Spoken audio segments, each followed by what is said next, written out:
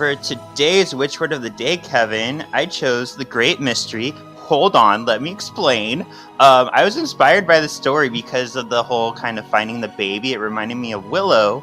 The Great Mystery is actually the magic used in Willow, which by the time this airs, the Willow show is out. I'm totally going to be watching it. I'm so excited. Yeah. But here is an excerpt of what the Great Mystery is from the book by the High Aldwin. The Great Mystery is the bloodstream of the universe, and sorcery is the way to its energy. Sorcery is not magic, it is not skill, it is not thought or knowledge. So basically, in this world, it's basically just like the Force. People are more naturally attuned to the Great Mystery and can use it to create magic, which is kind of fun. You haven't even read that? Wait, what are you doing with the book? So he has the confidence to finish the story. Hear now the words of the witches. This is Kevin, and welcome to Words of the Witches, the Charmed podcast that will guide you through the lesser-known published material in the Charmed universe and decide how it fits into the grand narrative of the TV series. Hi, this is Ivan Sergey, better known as Henry Mitchell, and you're listening to the Words of the Witches podcast. All right, so welcome to Words of the Witches, episode 56. Oh, how crazy. I'm your resident Charmed resource. And I just love comic books. And we have a guest today. It's the Charmed Yogi on Instagram, Ani. Is that how you say it? Ani, yeah, that's fine. Okay. Well, hello, welcome. Thank you so much for having me. As I was telling you all in the pre-show, this is my first, foray into, participating in fandom this way. I am excited, but I'm nervous but excited. So, yes. We'll take care of you. It will be good. Yeah, and we're excited to have you. We love the lovers of Charmed.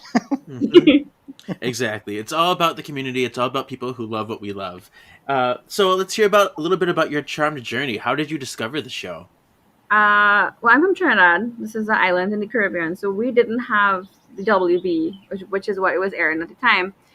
They aired it locally here. I think the first episode I saw was the one with the Hand of Muhammad, the Hand of Fatima one, the one with the I've got you under my skin. Yeah. Yes, that one. That was the first one that I saw, and I think I had to have been about 10 at the time. Okay. And I watched it and I was like, oh, I like this. And then at the time, I saw it out of order because syndication in international territories sometimes I guess wouldn't have it in order. Yeah. And this was I feel like I'm aging myself by saying this, but this was pre-internet. So this was before I had discovered message boards and stuff. So I didn't know how I was 10. I didn't know how to look up titles or whatever. But then when I was about 16, we discovered piracy. And then and I think somewhere there was when season 3 was airing, and I started watching in conjunction with that, and then I caught up in between with the reruns on season 2. And I remember at the end of season 3 when they had the doors shut and the glass shattered, I was like, what is this? It was I think it was something that from there I watched it straight through. It was my entire high school life was basically going from season 3 till 8. I think the night before my last exam I ever wrote as a high school student was the finale of Charmed, if I'm not mistaken. And I supposed to be studying for this chemistry test, and here I am bawling my eyes out. It was I feel in all senses of the word that I grew up with it, and then I liked it so much that I was telling Kevin before, I feel like for me I've been 3 different people watching the show, because you watch it so much, but you was, and the show itself remains static, but you as a person, you change and grow. And I felt in my 20s watching it, I felt I was a different person, and now I'm in my 30s, and I see things in it that at the time, WB had this reputation for being man candy and very frivolous or whatever. Where I do feel that one thing that was really special about Charmed was that it had these connective threads of empathy and family, and it had a lot of heart to it, that even with the bralessness and everything else, it endures. And I feel that is the connective thread that has kept Charmed popular for so long, is that it literally feels familial. It's very authentic, and the actresses believed in it, and they sold it, and they made it real for us, and that's really what endures for sure. So, and I want to call this out real quick, Spellworders. Ani is wearing a triquetra, but not only Yes. that, I can tell you're on an island because it's beautiful lighting. I can hear birds chirping in the background. I'm like, why can't I be there? I do. I am sitting right opposite my bedroom window here, and I do have a legit coconut tree with birds that is beyond all the time. So yes, that is true. I wake up to birds every morning. Wow. That's so I didn't magical. I didn't wake up know to you the sounds of could get traffic and smog. It's a fairy tale. Oh. All right, so we do have a comic to get into, but before that, we What? have some. I know what craziness. We do have some poll results, though, Sean. I'm trying to be good. This was a very popular question that I had asked. I said, what power would you have given Melinda instead of telekinetic orbiting, which we have seen? I listened to that episode like literally 10 minutes ago, and I did find it was really interesting that you all bring up the freeze thing and like it would Yeah. slow down time. I mean, I know it's like a forbidden topic, but like in the show that will not be named, they actually had like I think they altered the new Piper to be something similar to that like she would grind things down to like a halt. But I really do feel that like it probably really should have been a play on the is cryokinesis we call it, right? Like just freeze Yeah. time molecular. What was it? Molecular something. I forgot. Immobilization would be That was it. Yes. Yeah. Because I kind of feel like everybody and their mother was telekinetically orbiting all the time.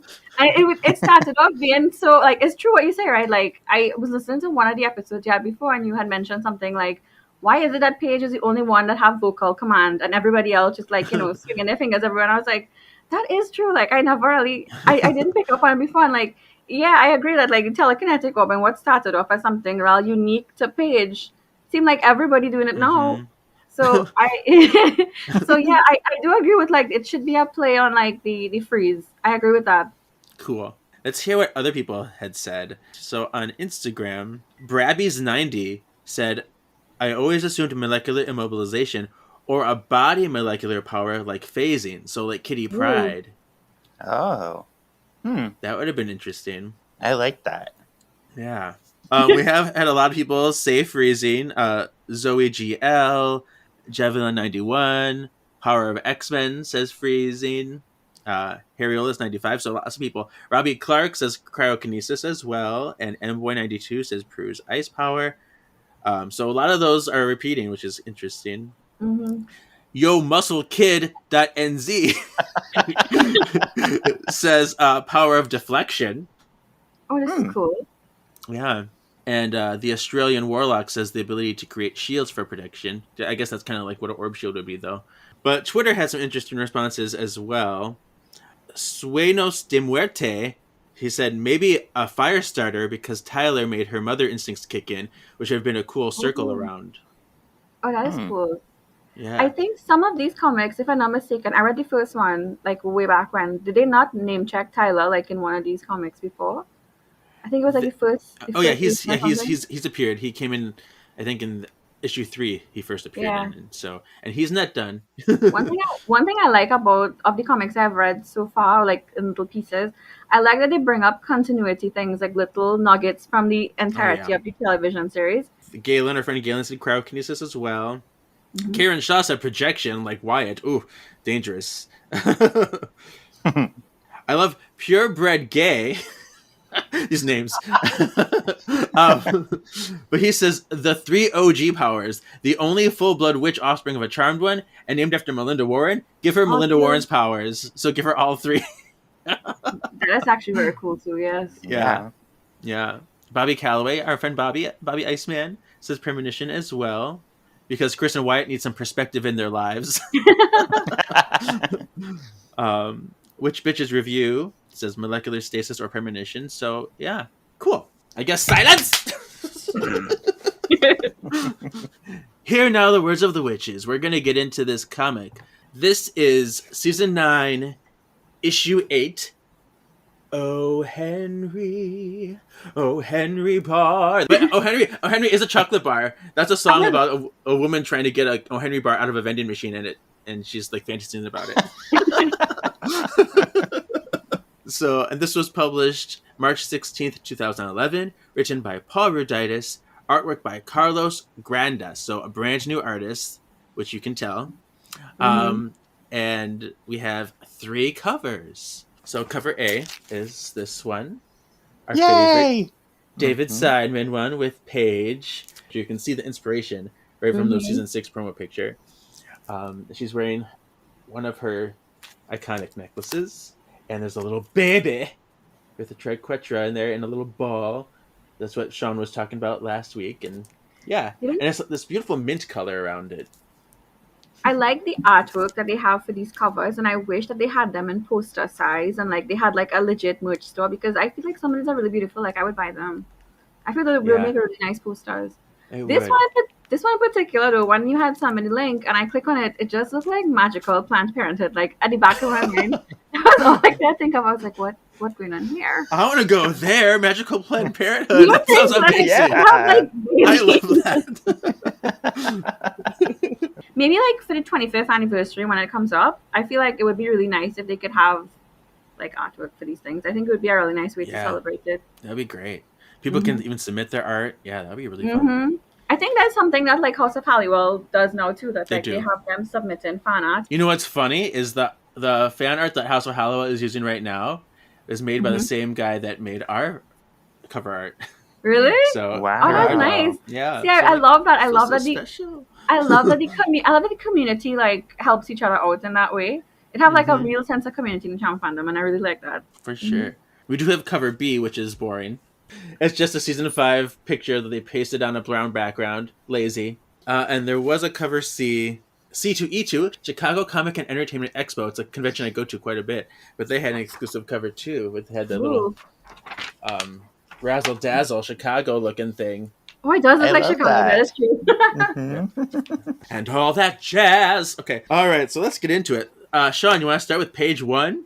So page 1, we're like much like many an episode of Charmed, we are thrown directly into the action.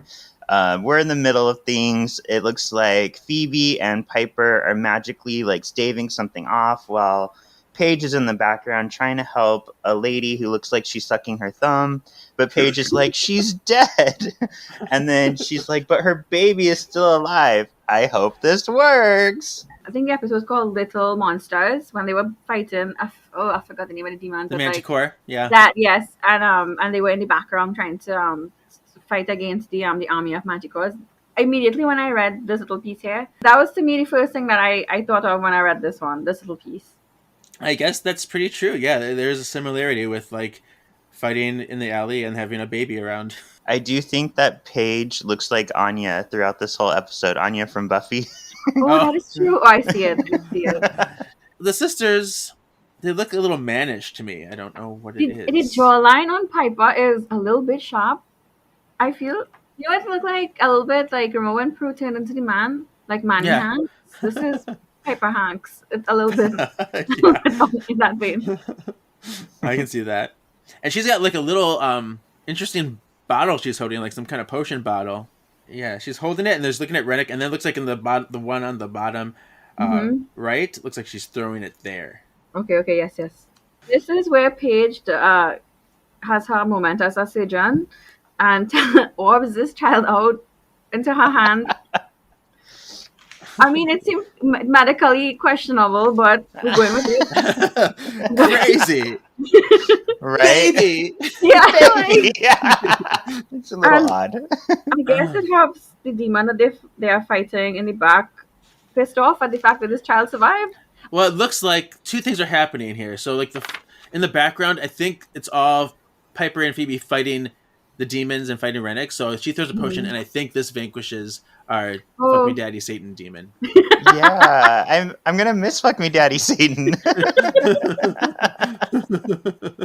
But it's interesting too because she says, "I hope this works," and that ties back to what we talked about telekinetic orbing before. Because she has never seen this baby, she only knows the idea of what a baby would look like, and she's had them.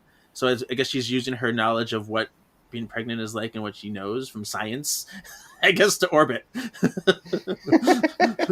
I mean, it a little dark-sided, but I guess it worked. So Yeah. Could you imagine if childbirth was that easy? Somebody just goes, baby. Come to me. It would bring the question that if it was that easy, then did she do it with herself when she was it's twins that she had, right? Yeah.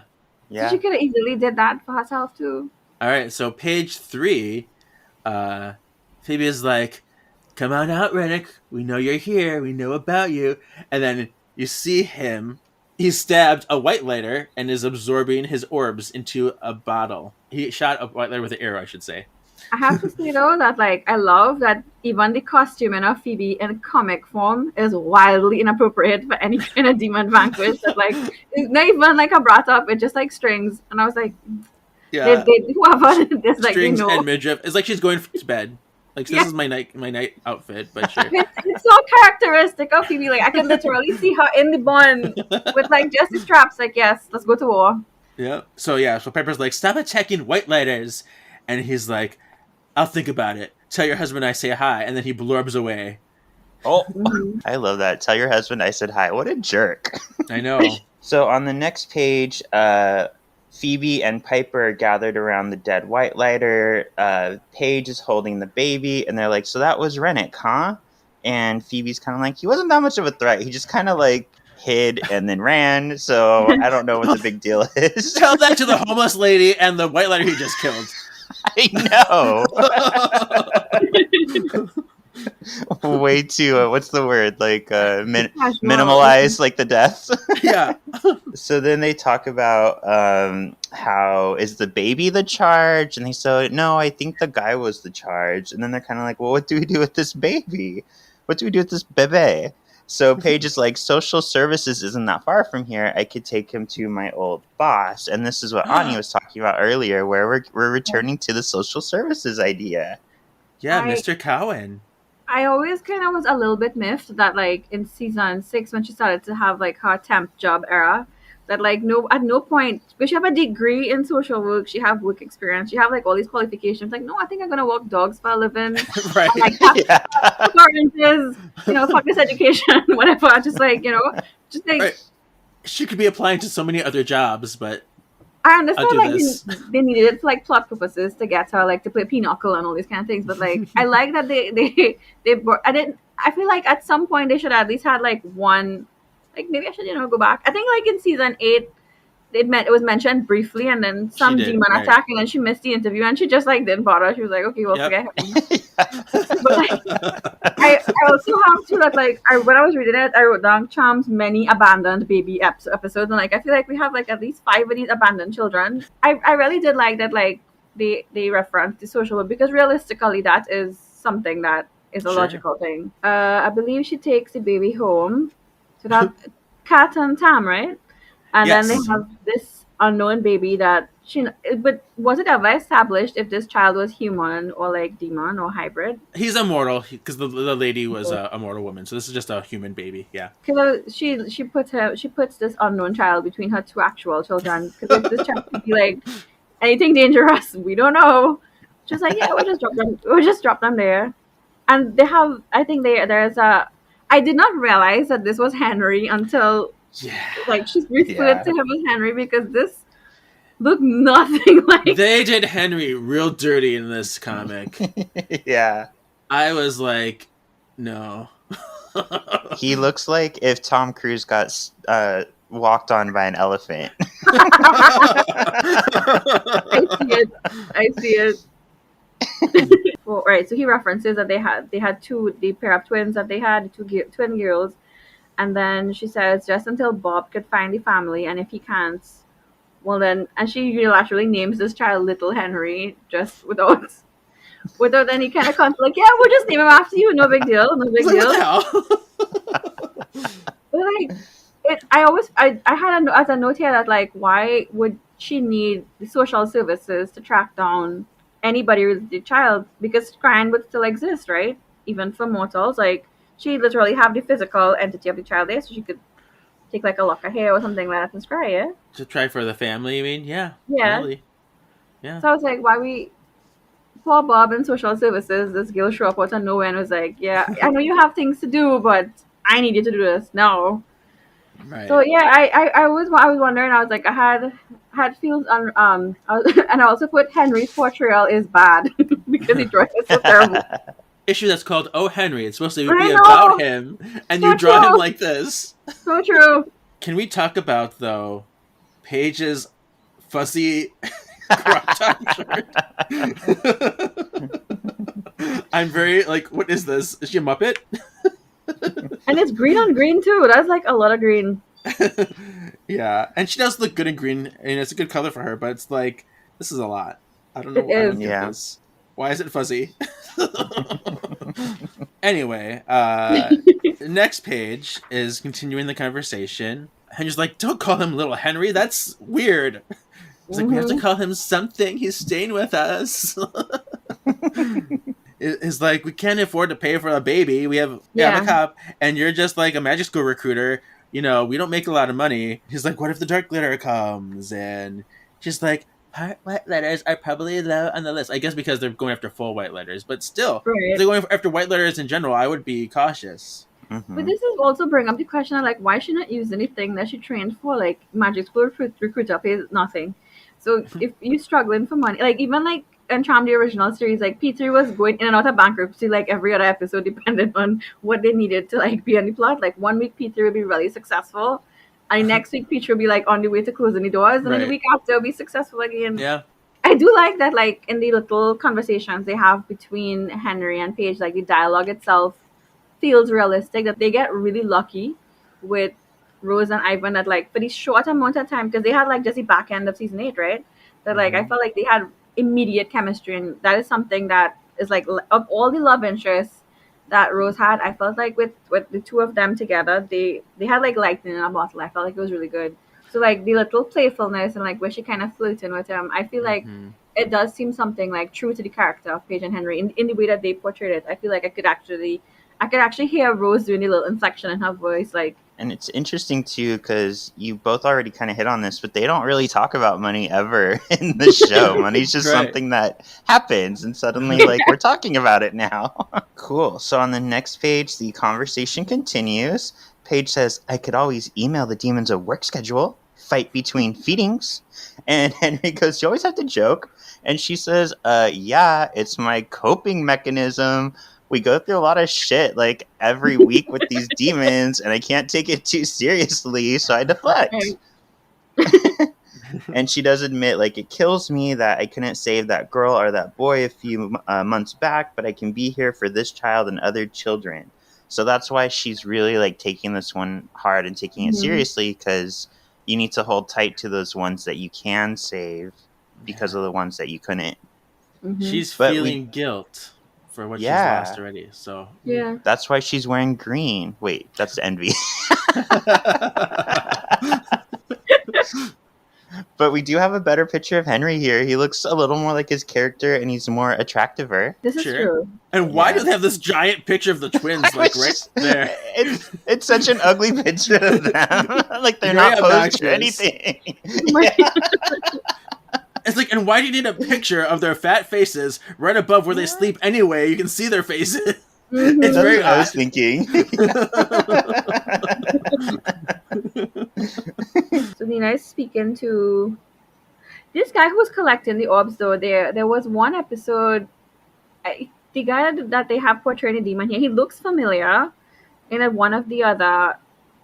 I think it's like in season 7 when they had the Death Becomes Them one. Remember that Phoebe had this guy that was helping her with her car? To me, when I look at him, he looked a little bit like that. Like, Okay. a kind of Robbie Nell kind of something, maybe. That was Colin Egglesfield or something. Was the actor. I'm amazed at how much of this you remember. I feel like a bad fan because at one point I used to remember everything, and now I don't remember as much. Yeah, Tim Cross, I think, was the character name. I think his name was Tim. That is probably true. Yeah. So okay, but yeah, this is a new character named Rennek, and he's crazy. But yeah, I guess he looks maybe he stole his skin and started wearing it or something. I don't know. It was Aunt Gail who was stringing up skin together. Maybe. Yeah, making Kratos. Yeah. This is, I got up there as soon as I could. I didn't engage the charmed ones, right? And she says, I wanted to keep them out of this. She says, by the time they realize what we're up to, I'll have what I want. And I guess they have a agreement that like she has like promised him in exchange for his services that she will give him some kind of gift. Mm-hmm. And he says, "Well, wouldn't have left them out of it entirely if I did need to divide the source's power to make my army strong enough." And he is asking her if it's smart to keep her plan away, her real plan away from the demons. A lot of the demons have like one episode motivations, and this feel more like something part of like an overarching arc, Oh yeah, which I like. yeah. Nina's been in every issue so far since issue Yeah. 1. Oh, so she's like the official season 9 Mhm. demon of the week. Oh, demon of Yeah. the season. Okay, okay. So real quick, you talked about her skin and his skin and skinning someone and wearing it. This is totally random, but when I first saw Black Panther, I told my coworker who I watched it with, there's a minute where Tenoch Huerta, who played Namor, was so hot, I forgot to listen to what he was saying. And she's like, yeah, Lupita Nyong'o is so beautiful and has such perfect skin. I just want to skin her and wear it. I was like, people don't say that. Who says that? Remember Crazy Ex-Girlfriend? She's like, I want to kill you and wear your skin like a dress. Oh, And then yeah. also have you see me in the dress and be like, OMG, you look so cute in my skin. That's right. Do you have, on the topic of Crazy Ex-Girlfriend though, do you ever feel like it was a shame that Charm never had a musical episode? Because I feel like Yes, it all the Yeah. time. Rose, I felt, would have done really well. I know Alyssa used to had like a Mhm. miniature singing career in Japan. I feel like Holly would have tried. I do not think Holly could sing. Holly But would I be feel- the Alison Hannigan of Charms. Yes. In retrospect, like I see so much of these shows now, they do musical episodes, and like I would have loved it if like they had some kind of like conflict, and like the demons said that all they could only communicate in song, couldn't communicate in like speech or something. Mhm, And right. they have. I remember I was listening to House of Hollywood one time, and Holly was saying that Aaron Spelling did not like them to have like themed episodes because for syndication, they just wanted them like you could air them standalone at any point in time. But it would have been so nice. I feel like if we had like a musical app and like we had kind of had a Halloween app with like Christmas and things like that. Even like towards the end where it was a little bit more fantastical and like I don't want to say cartoonish, but cartoonish. I wish that like we could have had like a musical episode. I feel would have fit so well, especially like when you look at the kind of talent that had passed through Charm, like even like Billy Zane when he was singing towards the end of Carpe Diem. Like I feel like they had a lot of good talent that they could have really Yeah. facilitated a musical episode. It would have been great. I do have to say, Ani, you're really good for us because you're like, oh no, Sean's talking Marvel. Oh no, Kevin's bridging to Crazy Ex-Girlfriend, and you bridged us back to Charmed. You are excellent at focusing us. Thank you. But look, Nina is back here and she's looks more Boob. Latin again. Well, boob. Oh. But we first saw her, she looked black. Then she looked like she was more Hispanic. Then she looked white. Now she's back to Hispanic again. She has a plan. Rennek doesn't want to tell the other demons, and Rennek is like, I know who you are still. When are you going to tell them? And so they're talking, and she's like, don't you trust me? He's like, well, didn't you kill your last partner? She's like, Hogan wasn't a partner. He was just a distraction. I just used him. He's like, you do know that these demons are going to figure you out eventually. And she's like, well, not soon enough. Right. And then on the next page, our conversation continues. Nina says, you've collected enough orbs for our army.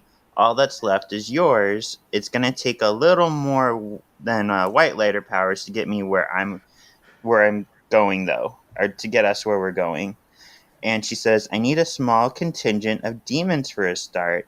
But this just seems really hollow to me because the demons do not have Fuck Me Daddy Satan anymore. So, like, I don't care. I miss him already. Right? And it's interesting because I was trying to figure out how they can do this because they're not warlocks. A warlock can kill somebody and absorb the power into themselves, but they're not even absorbing the powers into themselves. They're collecting them into this little bottle. So this is, and I'm like, is this bottle have magical properties? This is what I was thinking too. Yeah, this must be I think this is a power sucking vial, kind of like the power sucking Athame in Witch Wars. This is a vial that holds them. Yeah, it probably have some kind of enchantment in it because if I remember correctly, from the lifetime of the show, whenever Whitelighter died, the powers just kind of like died. Like it didn't like float up anywhere or anything. So it must be some kind of enchanted something. Yeah, the only thing that ever like got passed on was like the elder Ramus. He passed on his Mhm. powers because he was like retiring. But otherwise, yeah, they just kind of goes away into the ether. I feel Uh, like it had the subsection of like elders and whitelighters in original Charmed Law was never really as explored as it should have been. no. And it as the next generation is mostly hybrid whitelighters or like quarter and half whitelighters that like it had the opportunity to kind of I feel like if it ever had like a revival or like any kind of it would have been it would be a good opportunity because that they're as much whitelighter as they are Warren, right? So it would be an interesting vantage point to kind of explore Yeah. whitelighter origins, I feel. And we do get a little bit of that in the comics. We'll see some more of that past Ooh. stuff. And Paige kind of confronts Henry as to like why he has been pulling away from her a little bit of distance, and it would appear that he was also possessed by the source's magic, and he has some kind of latent PTSD from it. And he finally admits that he's afraid. So Paige now is kind of concerned, and she's like, "Are you afraid of the powers of your daughter or the powers of me?" And Henry now admits that he is afraid of everything. I didn't know that he was possessed by the source. Was this similar to Cole's experience? Was he used by the Well, source? you read issue 4, right? Where No, all the I started innocents. it and then I didn't finish it. But Oh, okay. Yeah, because this is a direct relation to what happened in there because he got okay, okay. possessed by the source's powers and all mortals were attacking the charmed ones. And he was Oh, strangling Paige in that. And he mm-hmm. feels so much guilt and fear over that still about Mm-hmm. that. And so this is the aftermath of that. Okay, okay, okay. Yeah. So then he admits to her that it seems as though Henry has been battling some PTSD and some guilt, emotional Yeah. feelings for a while. Yeah, he's like, don't get me wrong, I still love the girls, and I you did prepare me for magic. Like because in the series, he knew Paige was a witch pretty early on. He was accepting Mm-hmm. the risk, and he's like, I love you. I'm gonna do whatever it takes. I want to be in the fight. I'm not Mm-hmm. afraid. He said that to Mm-hmm. Paige, and now here, it's full circle where he's like, yes, I'm scared now. Like I'm scared for the safety. There's magical kids in the mix now. She's like, and he's like, I feel completely powerless. I can't. Right. So it's crazy that shift. Yeah. I always liked that scene where like he Paige confesses that she's a witch to him and like she have the little orbs floating above her head and I Mm-hmm. something with the way that Rose McGowan portrayed that scene, like the way that she dropped her voice and like the kind of vulnerability that she showed in that scene where she was almost like expecting him to walk out the door and then he stayed. I feel like Piper and Leo get the rap of like being, the couple of the show. But I feel like for the back end of season 8, even though it was a short amount of time, I do feel like Paige and Henry give them a good run for their money because Definitely. it have a lot of sincerity and a lot of like lived in experiences between the two of them. And I feel like from the little that we know of Henry and Paige is that both of them have had so much abandonment in their life. And it's almost like to where she was default expecting him just be like, peace out and just like leave. Mm-hmm. And he says no, he'll stay. And I always felt like that was one of the most romantic moments of like the 8 run show. And I this little piece here, like where he says he's afraid, it kind of reminded me a little bit of like what Prue and Andy's dynamic was. And I remember writing down in my notes here, like I felt like had you know Shannon stayed on the show and the character of Prue had continued, I feel like this is a discussion that like Prue and Andy would have had. Just because like in the way that he died, he just was like barreling into it. He was very selfless. He was very caring, and I feel like if this was Prue and Andy, I feel like Andy would have felt very similar, and that I think like in that way, Paige ending up with like a police type character Mm-hmm. was a little bit of a nod to Prue in itself. Not to say like she have to be a complete Prue substitute, but like I felt like it was realistic to what I feel a Prue and Andy would Yeah. have been like. It's interesting to have these sisters have parallels.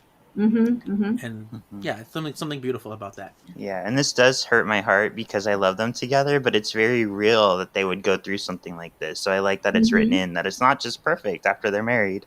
Because I now Henry agree. knows that it's possible that he can actually hurt Paige. He can hurt his family Yeah. and not, without having control, without really wanting Correct. to. Like this magic could really do a number on him. Yeah. And it's something he probably didn't consider before. Yeah. So my page starts out with this little blob that kind of forms the shape of a baby. So on this page, this is getting into some heavy stuff with Paige and Henry. This hurt a little too. Henry's afraid to bring a mortal child into their life because of everything they're going through. And Paige says it's just until we find his family. And Henry's kind of like, well, the odds of that are pretty low. So, like, you know, let's see what happens. And Paige's kind of like, I found mine. And Henry's like, yeah, look at your life now. Like, you're risking your life fighting demons. Yeah. So it's just, it seems like Henry's really kind of being realistic, but a jerk at the same time. And I'm so sad. Snap out of it, Henry. Yeah. Get in my bed. I mean, her bed. The next panel shows that someone from the manor is calling. I love that the phone contact picture for the manor was a triquetra. I thought that was really cool. Yeah. And, Man is calling. Look at the triquetra. and it's Paige on her cell phone. Cell phone, right? And she says, "We don't have to decide anything today." And it's Piper on the other line, telling her to turn on the TV. And Paige is like, "This is not a good time." To which Piper then says, "No, fuck your relationship. You need to turn to like channel." Yeah. And it has Paige in her luscious crop top reaching for the remote control. I mean, that's an angle. That is Yeah. an angle. Yeah. But I mean, like, it cracks me up always that Piper just is unbothered about everybody else's relationship. Like, no, you need to listen to me. Yeah. And it's crazy. Like, Paige's hair is getting redder and redder. It is. Last issue it was dark. Now it's red again. And then next panel is with Paige listening to Piper tell her to put on the TV to channel 8. So the news is on, and this guy, he looks a little bit like Hitler, a little bit. Yeah. He doesn't have quite the Hitler stash, but it's close enough. But he's like, hey, you know, there's a scene. Our chopper is grounded by fog. There's fog. Can't see anything on the Golden Gate Bridge. There's debris falling. I don't understand. And Paige is like, what is going on? She's like, we need to Piper's like, we need to orb over to the bridge. Meet us there. And she's like, okay. And then Paige is like, sorry, Henry, I have to go. Yeah, so she's gonna head over to the Golden Gate Bridge. I did love that how she was like, can't let the place where you proposed get destroyed. I felt like that was a really lovely touch. And I had until I had read it, I had actually forgotten that he had proposed to her on top of the bridge. Yeah. So I know Piper and Leo was supposed to be like very OTP, but like I feel like they give them such a good run. Like I find everything about them so sweet. They have this very beautiful relationship. I mean, it's much better than Phoebe and Coop. I have to say, okay, just if I could just take 1 minute to go I felt like I understand that like they had to find somebody with a C to do the backup, the continuity with the little apple peel, whatever. But like I felt for Coop for somebody who had like a whole run, like back half of season 8. Coop did not have the range, and I sure that Victor Webster is a nice man. He's a very good looking man. But I felt like nothing in that whole thing. I didn't feel anything. Yeah. To me, I always forget Coop exists, even though he's endgame, because I feel like most people they remember like Cole or they remember even Drake, I would say, or like even Jason Dean, but like nobody's remember Coop because I don't feel like Coop had the range. Like he didn't do it for me. Like it felt very rushed. Is what it was. Very rushed, and what the writing didn't do him favors. No. And it's like it's different. I think the relationship here in the comics is better. Even just the last issue with Morelli Bites Back, the whole thing with Cupid's Temple, I really liked that. I thought it was super sweet and nice. Where was this in the show?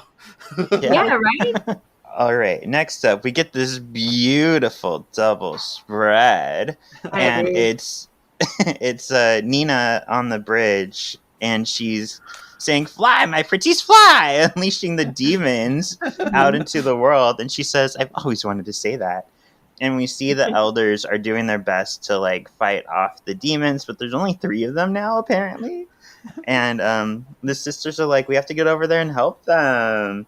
Yeah, let's start with attacking the woman doing the bad Wicked Witch impression. Do you know why it's bad? Why? Because she doesn't actually say this line in the movie. She says fly, and she says, I'll get you, my pretty, in different spots, but she's combining 2 lines together. Wow. I think Kyle must have fired like everybody who was elder and just keep the 3 of them because they seem very understaffed for a big fight. They're up there's playing mindless soccer right now. That's what we discussed. Yeah. Wipe the memory a little too good. They can't. Yeah. They not. It was like, what we supposed to be doing again? I don't remember. Like, we just watch TV. Some of these demons, like, looks like they got some banshees in here. It looks like that weird wraith in the back. Lots of naked demons, gargoyles. Like, it looked honestly very Infinity War to me when I watched it. yeah. I liked it. Next page is the sisters. They're on the Golden Gate Bridge. A demon flying gargoyle with a bulge attacks them. And then Neena grabs Kyle, and this is like Kyle. I can see he looks like Kyle, which is weird. Right. How, like, why does Kyle look the best? It does look like Harry Smith. This is true. So interesting.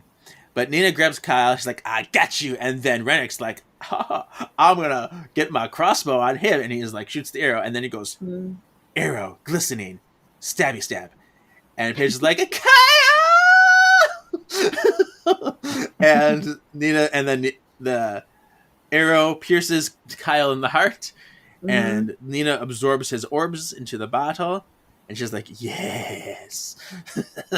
Okay, so the next one we have where the Charmed Ones confronts Neena and she kind of holding Kyle like a little rag doll. So Kyle definitely dead. And then she says, "And goodbye," and she throws some kind of energy at Piper, and Piper goes, "Ah," and like portals out head first, upside down into some unknown region. This is a crazy page. Yeah. Yeah. First, because she did Wicked Witch. Now she's trying to do Hocus Pocus. Hello. Yeah. Goodbye. And then she shoots like fire. Paige orbs out of the way and knocks Piper down. I guess Phoebe falls too. Yes. But Piper ends up like in a portal. Oh, which reminds me, this is our power play for the day. Yay!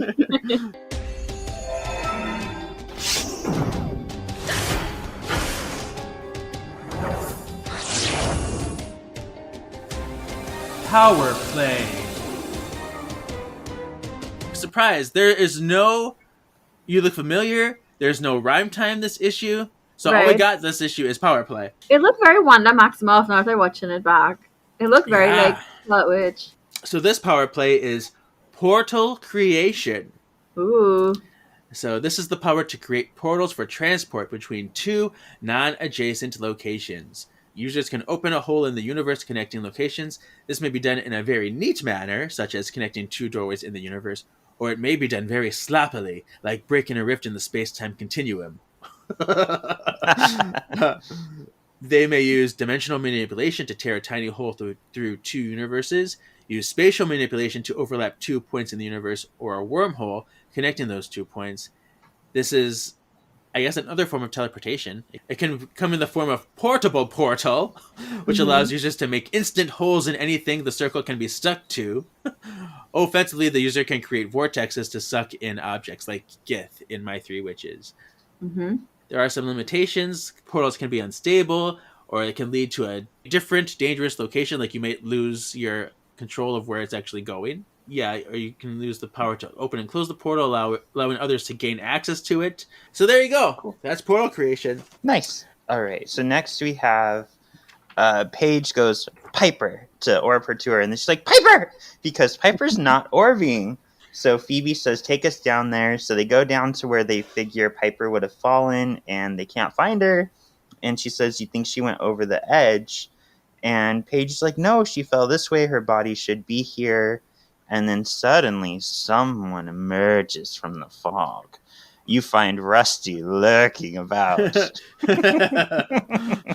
This panel of what we later find out is Leo. I was like, who is... I honestly thought it was Henry when I first saw it, and I was like, who is this Nicolas Cage looking man? I didn't know who it was. And I was like, who is this dude? So only after, like, when I was like, oh, it's Leo? Okay. Because it looked nothing like... Right. Especially compared to last issue when Leo looked so good and looked just like him. Yeah. This is, like, really bad. I thought it was Henry at first, and I was like, what are you doing there? Like, how did he reach there? And then to realize after it was Leo, I was like, okay, cool. So it says, so he says, "Got here as fast as I could. Police blocked off the bridge. Where's Piper?" And then Paige tells him that she disappeared. And Phoebe goes, "Some crazy bitch blew her." And I had to laugh because I was like, it just seemed it is kind of in character, but also kind of out of character for like Paige to call somebody, for Phoebe to call somebody a crazy bitch. And then Maximoff Strange here says she's behind this. And then Leo watches her, and I guess he recognizes her because he has this look of like confusion, sadness, and a multitude of things. He was like, no, it can't be. And the last panel is that he says, we have to go now. And Phoebe says, but Piper. And he says, we'll find her later. Paige, you need to get us out of here immediately. So Leo recognizes her and knows that she's an immediate threat. And like, that's a high tail out of there. So, back at the manor, they orb there. And Phoebe's like, we have to go back for Piper. Like, she has no body. She could be somewhere. And Leo's like, it's too dangerous. So Paige then goes like, Leo, you know her. Who is she? What evil lady is this? And he's like, she's not evil. At least she wasn't before. She's a witch, just like you. Gasp! Gasp! And then actually, she's not just any witch. She's the first witch. Double gasp! Gasp! Gasp! Double gasp! To be continued. I audibly gasped when I read. I was like, oh, this is good. Like, this is like mid-season finale, like type Yeah. ending. I was like, I was not expecting it, and truthfully, I think it to be a really good plot. Like, it made me really want to like look up the next one. This is my first like comic to say reading it. I feel like already this is better than like 80% of season 8. Like the connected issue that it have throughout like the earlier seasons, and the idea of like these 3 experienced witches now fighting the first witch ever. I like that. I like that a lot. I felt like whoever does these little plots, they understand the essence of the show well, because I felt like it was really good. And you notice here too, there's a grandfather clock appearance. Did it get smashed? It's not smashed, not yet, but it's there in the background. Oh yes. I've seen it now, yeah. By the way, Kevin, because of you, I now owned the Charmed children's book, which led me to buy the Buffy children's book, which then led me to Nina West children's books. Now I am an adult man with 3 children's books. There you go. I honestly I really like it though, and I think I was reading somewhere on Twitter or Facebook where like a lot of them was using it as like entry points to introduce their children to the universe. Yeah. And I just kind of find like it remind me of like Grandma Piper sit down there with like her book and like thumbing it through, and like we're gonna be like little grandmas too, and like, you know, showing it to our kids. And I just something about that full circle moment like make me feel simultaneously really old but like really proud that like I love the idea of like the generations experiencing this like magical thing just like on the show. I just feel like something about it just feels really nice. Yeah. Sean, what are your thoughts about this issue overall? Well, I'm going to bring up one issue in this issue. I hate Nina's outfit so much. She's like businesswoman on top with like very Egyptian-y like skirt and sandals, but then she's wearing a cape. I'm like, did you get into your mom's Halloween outfit? It's too much. It's too much. I do like this comic. I think it's exciting that like we're getting more of the real world sisters with like Paige and Henry. We get that real time problem with magic involved. But then we also have, like Ani was saying, this reminds me of like Buffy season 8, where we go all the way back to the first and we kind of get like the whole background of things, which is really exciting to me. I really like that aspect. Yeah. The concept of the first witch. For me, there is a lot of potential in this issue. You know, getting a lot of more information about an upcoming battle, scratching a little bit more under the surface of the issues between Henry and Paige, which I liked as well. You know, what is Nina up to? The shock of Kyle's death again. Like, it's funny too because like when Kyle died the first time, like she was really sad, and he died the second time. She was like, okay, well, I cried enough the first time. Moving on. Of course, you know we're not a big Kyle fan either, so I I guess listened to the last one. And he was calling. You keep calling him a piece of shit. I'm like, yeah. You know, but the art in here does feel more off than anything I've seen previously in any issue so far. And it's the first time I was kind of bothered enough that it took me out of the story. Like the whole Henry and Leo especially, and even the girls. I'm like, other issues, like I knew the art wasn't the greatest, but I can still like stay in it. I can still forgive it. This one was like really jarring to me than other ones. So That's only like real beef I have with it. Put that in my canonical hat. Canonical. This is a section where it deviates from the law of the show, right? Yeah, if there's anything that you feel, is an error, I but was going over my notes as you always talking, and the only thing that I seen here that I wrote was that in the beginning where Paige brings the child, the unknown, the child they're trying to find the parent for, where Henry had that kind of like initial hesitation to help. I felt like I remember when I was reading it the first time because like I was writing as I was reading it, and it felt kind of unrealistic a little bit that like Henry would have the hesitation to help a child in need given his background and given Paige's background and the work that he did. But then like later on when he kind of explained like it was coming from a place of like fear, I was like, okay, I can understand that. But that part of it initially I felt was like a little bit jarring. That like we always get the impression that like Henry had like a very rough childhood. So the idea that like he would be hesitant to protect the little child in the beginning for me, I was like that was a little bit. I was like I put a question mark. I was like, why? I feel like season 8 Henry would have wanted to help the child, but the Yeah. Henry we've seen progressing through the comics, this makes sense to me. they gave you the reasons why this would be. If all of a sudden we just meet Henry and he's saying this, then it would have been like, But because we do have this experience that we just had where he was strangling Paige and he still remembers feeling her throat in his hands, and it's really that gives us enough backstory to get to this point, I think. So yeah, I agree. Tips for future Whitelighters. Oh, we're really just messengers? Guides? Think of us as guardian angels for good witches.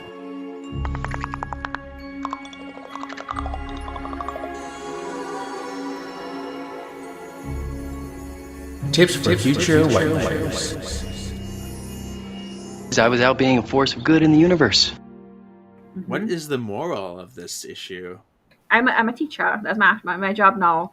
But like I similar to Paige in the sense that like I studied for something else and then I ended up in the teaching profession, and like she said something where she still helps out at magic school, and Leo also said something where like he has this idea of like teaching at the magic school still to that. It's like his responsibility now, and both of them have this kind of this essence where like you help people and you help children and like you help the next generation. And I for me I feel like that is kind of like the moral of the story. This I feel like I channel in my inner Leo, because like you have to really motivate these children at like whatever problem or obstacle, and like literally it's going to tip on my tongue sometimes to say your destiny still awaits sometimes, but like I really do kind of feel that like whatever problem that you have is just this moment in time, and that you have some greater destiny that you have yet to meet.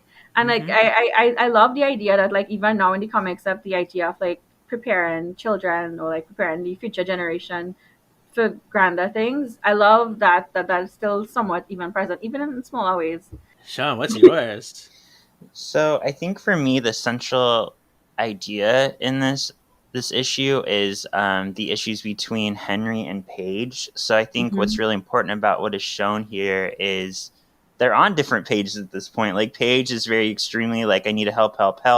Henry's like, calm the fuck down, bitch. Yeah. Like I almost killed you like a month ago. So I really think that the key here is the fact that they're communicating like what their needs are. I think that's a really good lesson for readers of all ages, because I think communication would it helps a lot. Helps you get through a lot of issues. It helps not make things worse by letting it fester. So I like the way the communication was laid out in here. And like we said, it really seems like their voice is doing the communicating. Kind of like what mine is. My tip says, honesty and communication is key in any relationship, be it a romance, a family relationship, a friendship. Avoiding the subject or staying silent when something is bothering you can be incredibly damaging in the long run. So yeah, just, take a moment to just tell people what you're feeling. All right. Next is onomatopoeia. And this is another one that only has 2 that I found. So we have me too. Bring or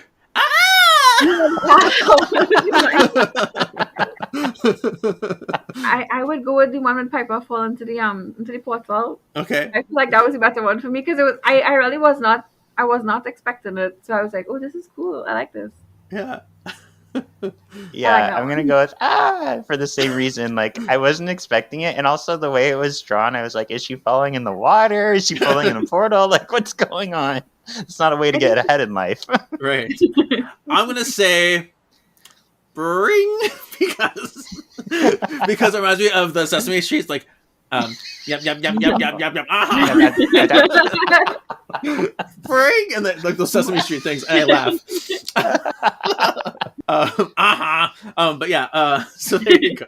Most valuable panel. What's your favorite or most telling in this issue?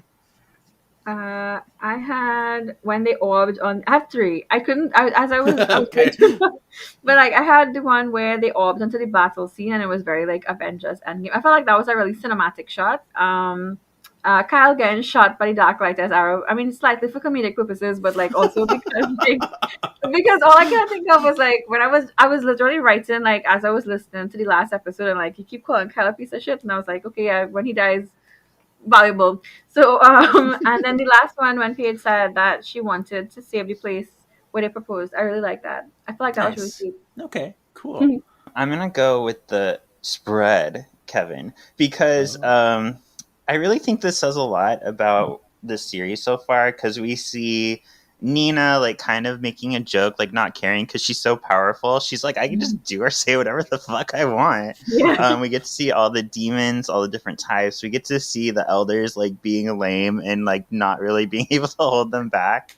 So I just thought this was exciting, and like you get a lot of story just from this quick image. Nice. My most valuable panel is Kyle being arrowed. I put it. See,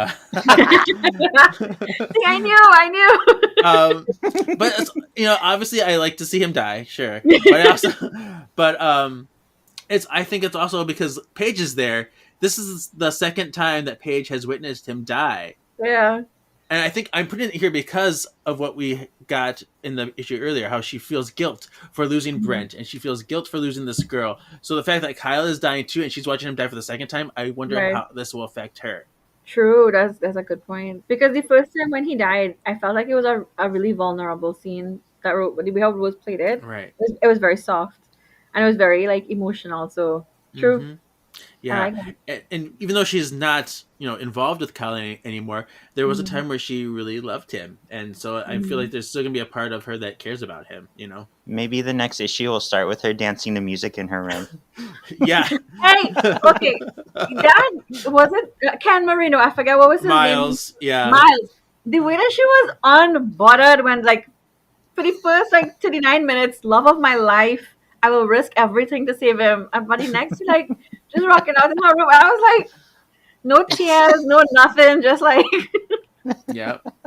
unbothered, never to be spoken of again. I think only one time when they was like, remember the losses, he come back up in a premonition. I was like, why you fucked off when he died the first time? Yeah. Yeah. The most bizarre thing I've ever seen, and it wasn't even like she was like listening, pensive. She was like dancing, like jamming out. It's like, who, that guy? Oh, I forgot all about him. Was his name Sonic? Yeah. All right. What is the sexiest drawing? I think I had Paige flirting with Henry. I liked it. I felt like it was very sweet. Cute. I've heard one notes in this episode, but like I just really liked the way I had that one, and I had the one with the kind of Demogorgon thing attacking them when they were saying incoming. I felt like it was a nice cinematic shot. Those are the two I had. The bulgy demon. Yeah. Okay. Yeah.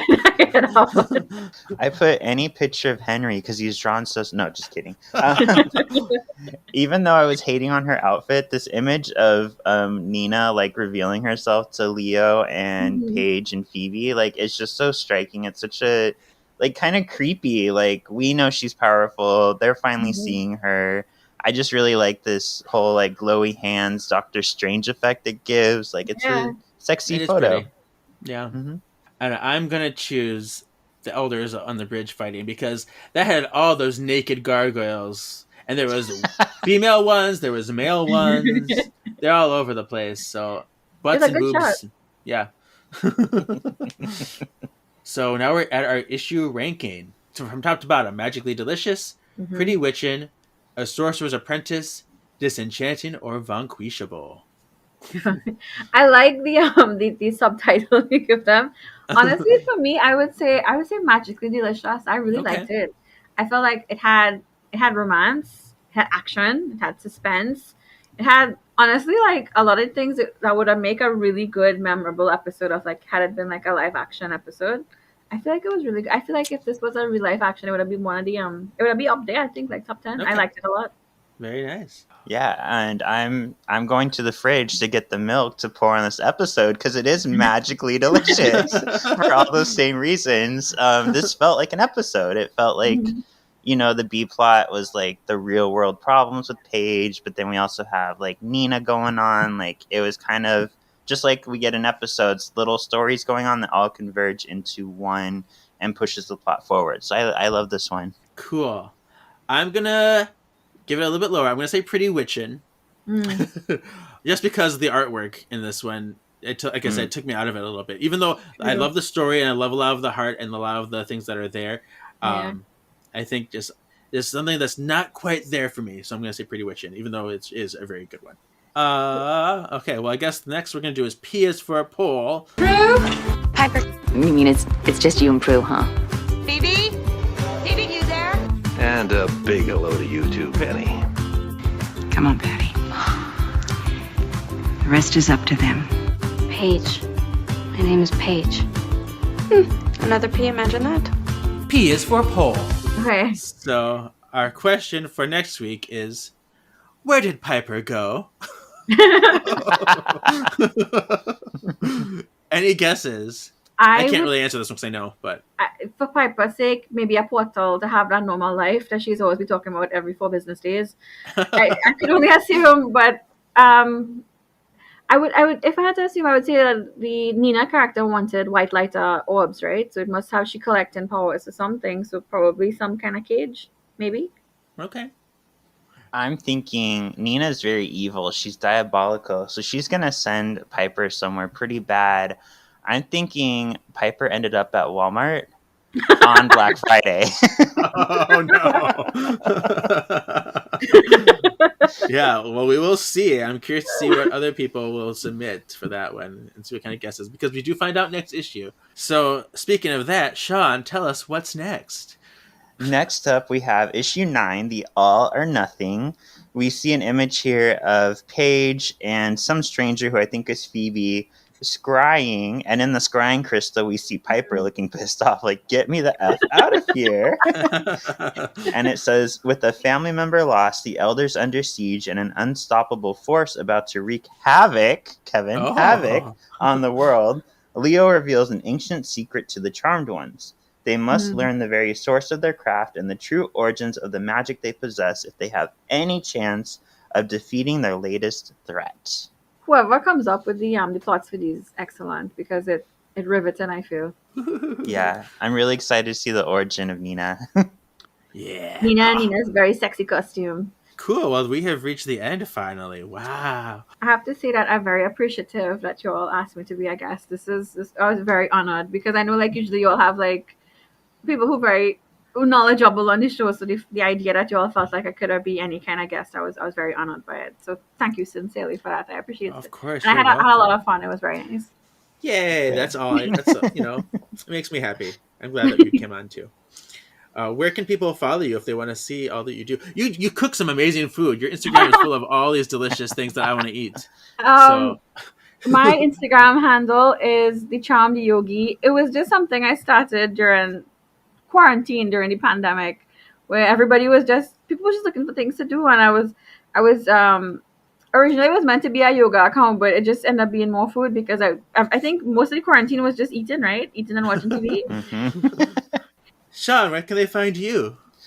Well, this week on Marvelous Galaxy of Disney, we have so much to catch up on because we went dark last week. So you can hear us talk about Disenchanted, Strange World, the Guardians of the Galaxy holiday special, 2 episodes of Andor, and whatever happened to Namor's junk. So a lot on this episode. And you can also find me on Once Upon a Cult. Or, Kevin, where else can they find me? Yeah, you can find Sean and I on Solving for X, covering the X-Men 90s animated series. You also have a podcast on the X-Men, and I did not know Yes, that. we do. Oh, I Yeah, like Solving that for one. X. Mm-hmm. I like that one a lot. I liked Jubilee a lot back in the day. Oh, we say Jubilee and that Jubilee. I loved it. I used to watch it on the weekends. They would air it here, and I liked it a lot. It had Jean Grey, and yeah, I think it was really good. Cool. We'll check that one out too. And you can follow this podcast at Words of the Witches everywhere. Unless you're on Twitter, it's Words of Witches. You can check out the Threadless shop still if you want to buy some merch. wordsofthewitches.threadless.com. There's some shirts there still. Ooh. And yeah, so we'll see you next week, Spellworders. Thanks for listening. Your Bye. destiny still awaits. Awaits.